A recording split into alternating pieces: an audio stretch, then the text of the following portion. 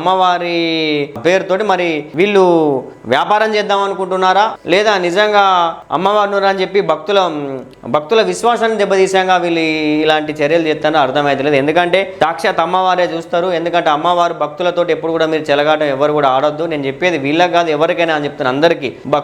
భక్తుల విశ్వాసంతో ఎవరు చెలగాటం ఆడొద్దు. భక్తుల విశ్వాసంతో చెలగాటం ఆడిన ఎవరైనా కూడా చరిత్రలో పైకి రాలేదు. ఎందుకంటే ఆ అమ్మవారు సాక్షాత్ అమ్మవారే చూస్తూ ఉంటారు. భక్తుల మనోభావాలను దెబ్బతీసే అంశాలు కానీ భక్తుల మనోభావాలు దెబ్బతీసే అధికారం కానీ ఎవరికీ లేదు.